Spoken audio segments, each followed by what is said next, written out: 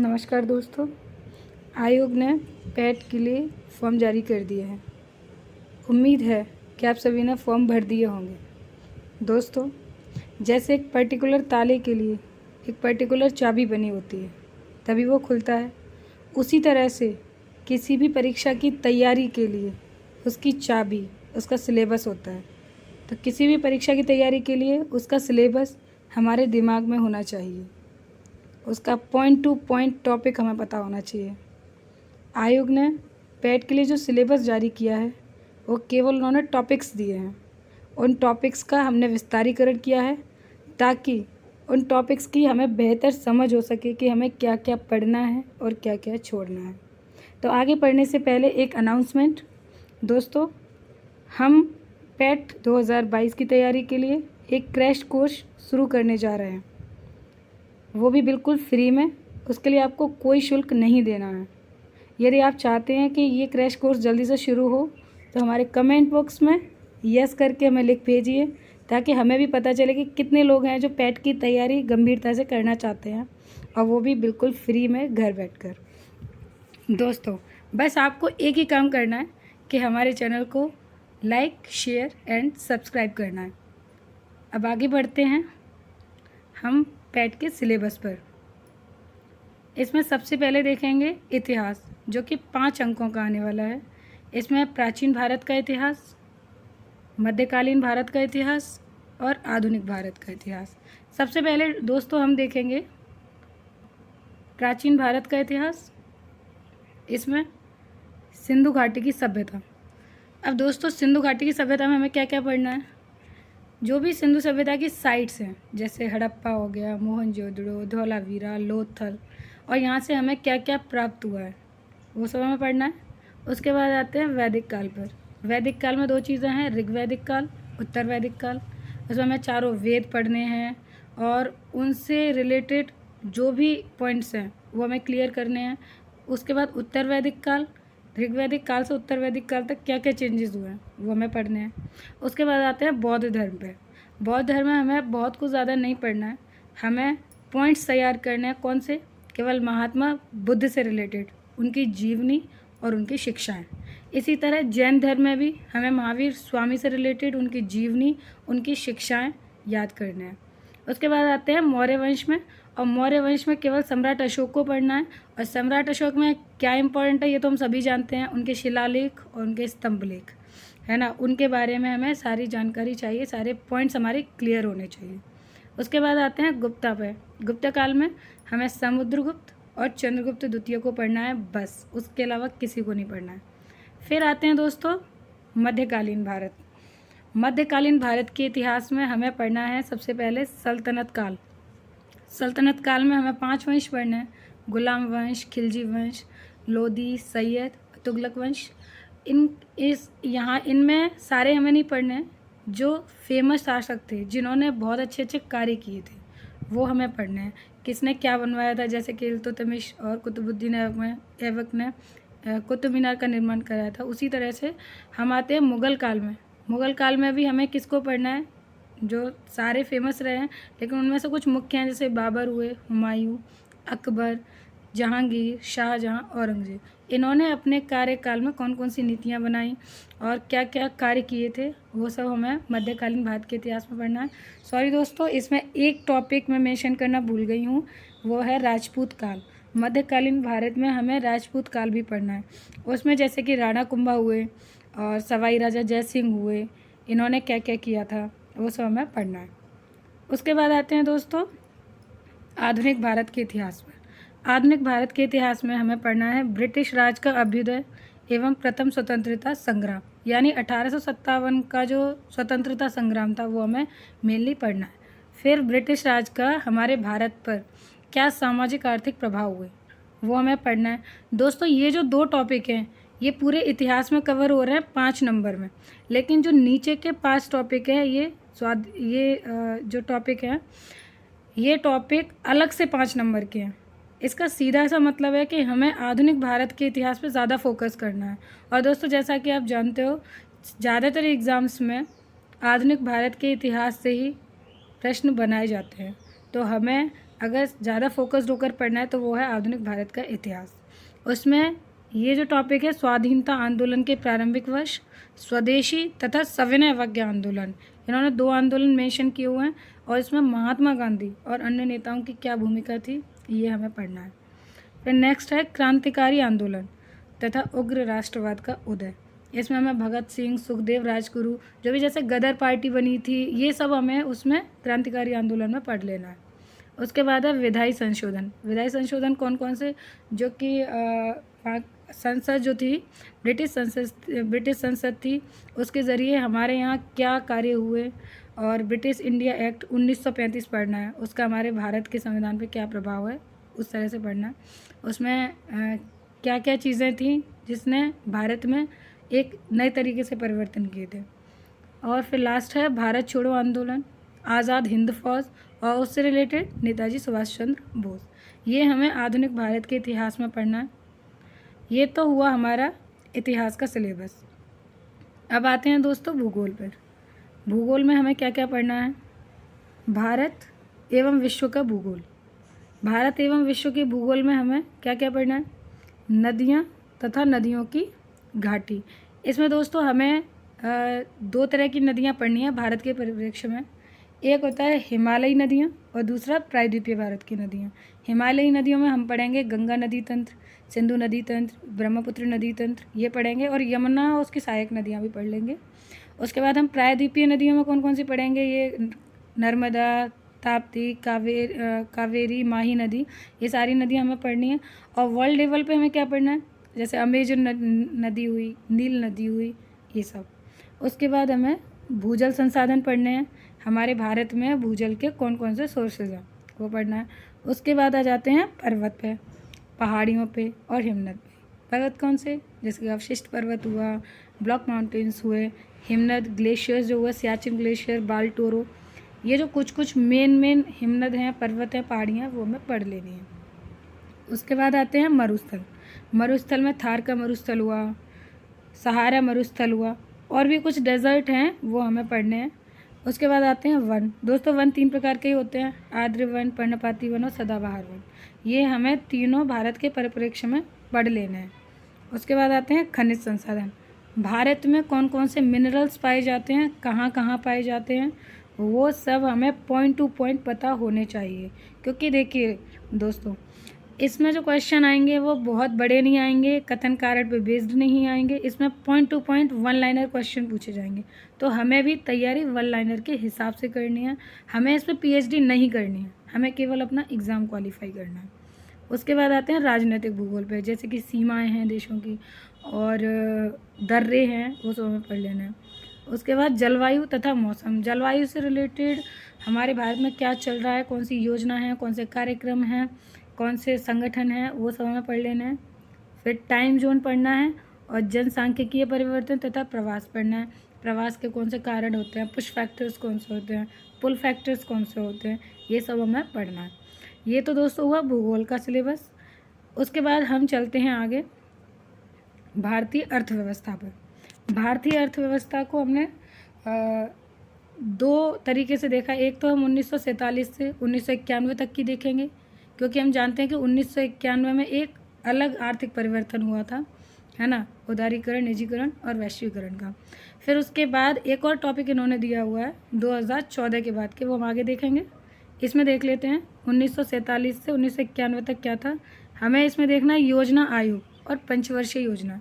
दोस्तों पंचवर्षीय योजना है आयोग का फेवरेट टॉपिक है, तो यहाँ से एक आध क्वेश्चन बना ही देते हैं लोग, वो पढ़ना है। और मिश्रित अर्थव्यवस्था, जो हमारी भारतीय अर्थव्यवस्था का स्वरूप है, मिश्रित अर्थव्यवस्था, वो हमें देखना है। और हरित क्रांति हमें देखनी है, कब शुरू हुई थी और उसका द्वितीय चरण कब आया था, क्या इसके प्रभाव हुए, किसने शुरू की थी भारत में, ठीक है।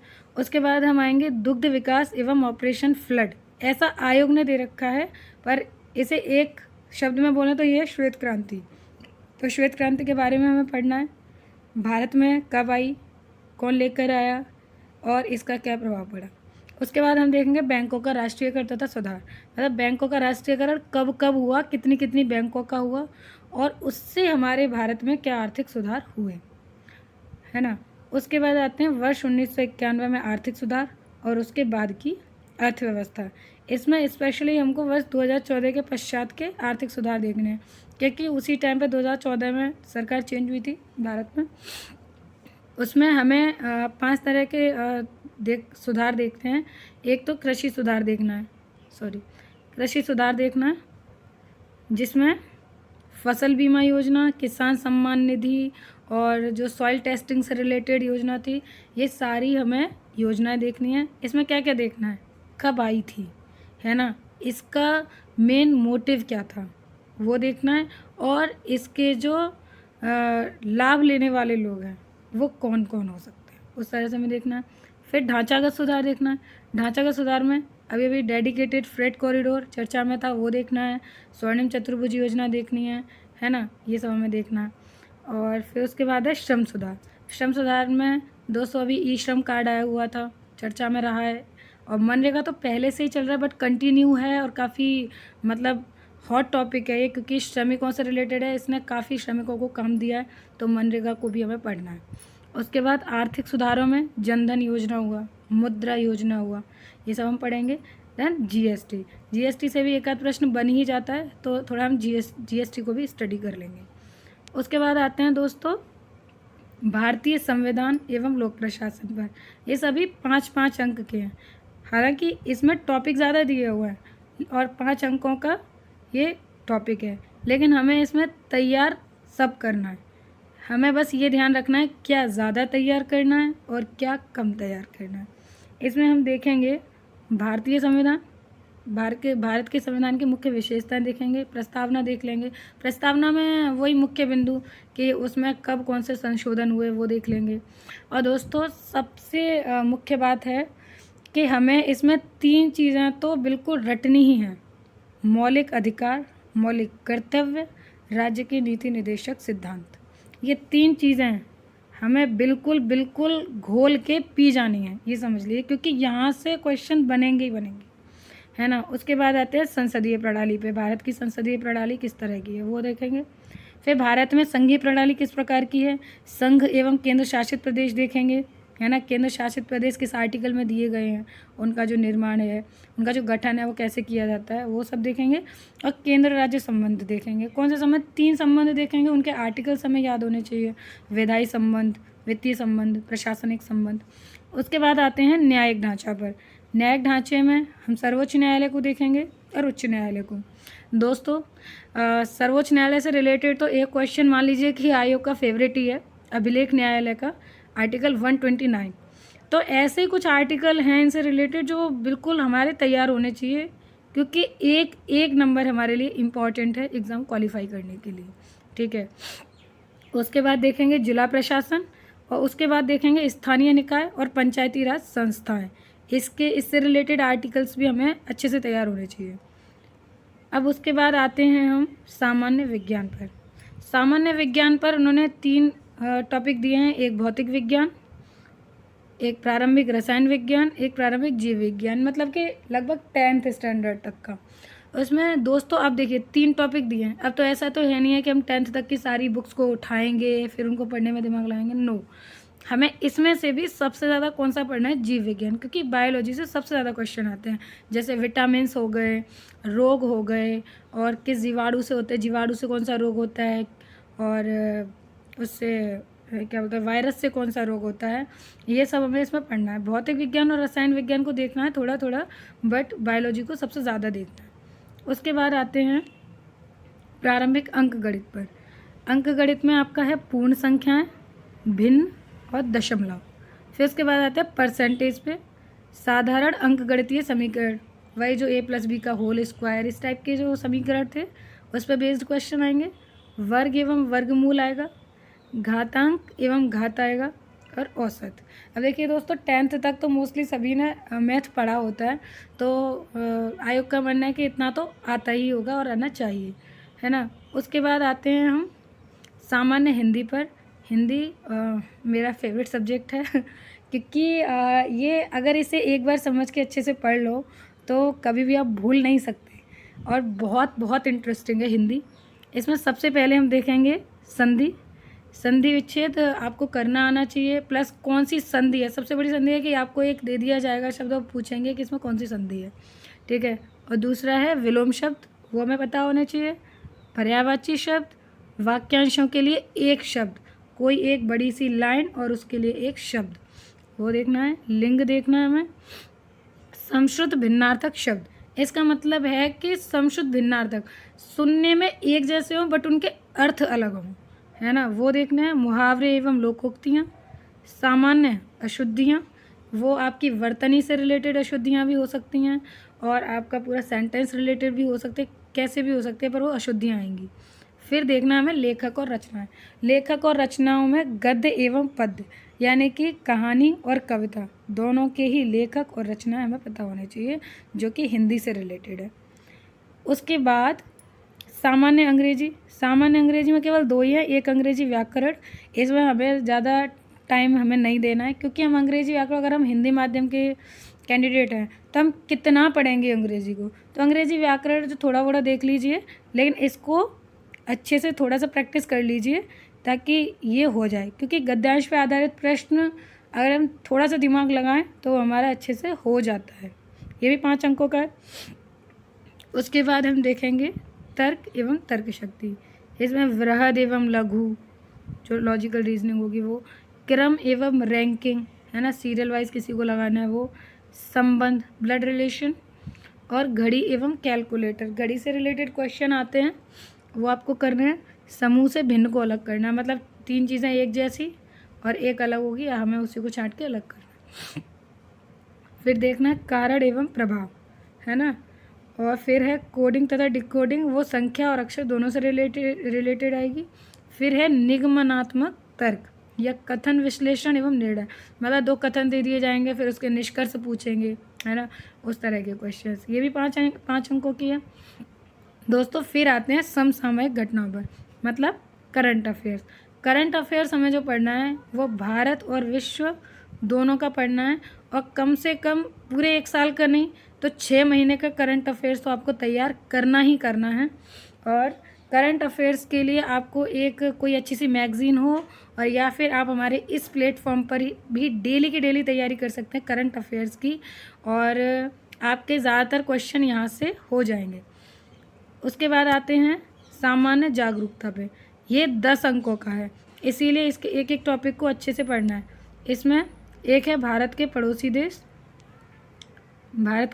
देश, राजधानी एवं मुद्राएं। फिर है भारत के राज्य देखने हैं और केंद्र शासित प्रदेश देखने हैं। अब भारत के राज्य और केंद्र शासित प्रदेश, आप कहेंगे हमको तो पता है इतने हैं, लेकिन नहीं, हमें ये भी जानना है कि किस राज्य की सीमा दूसरे राज्य से कैसे लग रही है ना। मान लीजिए उत्तर प्रदेश की सीमा है तो किन किन राज्यों से लग रही है वो हमें पता होना चाहिए। फिर उसके बाद आते हैं भारतीय संसद पे, उसमें राज्यसभा, लोकसभा, और फिर संसद में हमने राज्य की जो दे रखी है कार्यप्रणाली, वो विधानसभा और विधान परिषद। उसके बाद राष्ट्रीय और अंतर्राष्ट्रीय दिवस, विश्व संगठन एवं उनके मुख्यालय, जैसे कि WHO हुआ, विश्व बैंक, इस तरह के संगठन। भारतीय पर्यटन स्थल कहाँ पर हैं, कौन से हैं। भारत की कला संस्कृति, कला एवं संस्कृति में क्या पढ़ना है, कौन से जो म्यूजिशियन हैं कहाँ से रिलेटेड हैं, और प्लस एलोरा की गुफाएं और खजुराहो के मंदिर, ये सब हमें कला एवं संस्कृति में पढ़ना है। फिर भारत एवं विश्व के खेल, जो भी हमारे मेन खेल हैं, जैसे टेनिस हो गया, क्रिकेट हुआ, हॉकी, बैडमिंटन, है ना, फुटबॉल, इससे रिलेटेड हमें पढ़ना है। भारतीय अनुसंधान संगठन पढ़ने हैं, जो भी हमारे भारत में रिसर्च सेंटर्स हैं उनके बारे में हमें जानना है। प्रसिद्ध पुस्तकें और लेखक, दोस्तों कुछ प्रसिद्ध पुस्तक हैं जैसे कि दादा भाई नौरोजी की है ना, ब्रिटिश रूल इन इंडिया, वो एडम स्मिथ की है। उस तरह से हमें कुछ जो फेमस बुक्स हैं, है ना, वो हमें तैयार करनी है। फिर उसके बाद पुरस्कार और विजेता, ये हमें इसमें तैयार करना होगा। उसके बाद आते हैं अपठित हिंदी गद्यांश का विवेचन एवं विश्लेषण। दोस्तों इसमें 2 पैराग्राफ आएंगे, 5 अंकों की, 10 नंबर की आएगी। तो अब आपको पता चल गया होगा कि पूरी हिंदी जो है अब कितने नंबर की हो गई, 15 नंबर की, यानी कि ये 15 अंक हमें कहीं जाने नहीं देने हैं, इस पर फोकस्ड होकर तैयारी करनी है। देखिए गद्यांश सभी कर लेते हैं, बस थोड़ी सी प्रैक्टिस की ज़रूरत होती है और उसको हम केयरफुली अटैम्प्ट करें तो हम पूरे में से पूरे नंबर हिंदी में लेकर आ सकते हैं। ठीक है, तो ये हमारी 15 नंबर की हिंदी हो गई है, इसको बहुत अच्छे से हमें अटैम्प्ट करना है। उसके बाद है ग्राफ की व्याख्या एवं विश्लेषण। इसमें क्या है कि हमें ग्राफ सिस्टम पढ़ना है। ग्राफ बहुत अच्छा होता है क्योंकि आप अगर उसको थोड़ा सा मैथमेटिकली उसको समझ लो ना तो बहुत इजीली हो जाता है, बहुत कम कैलकुलेशन में हो जाता है। और 2 ग्राफ आने हैं 10 अंकों के, इस पर भी थोड़ा वर्क कीजिए क्योंकि ये 10 के 10 नंबर आपको चाहिए। ग्राफ से रिलेटेड जो भी क्वेश्चन होंगे वो आपको अच्छे से अटैम्प्ट करने हैं, है ना।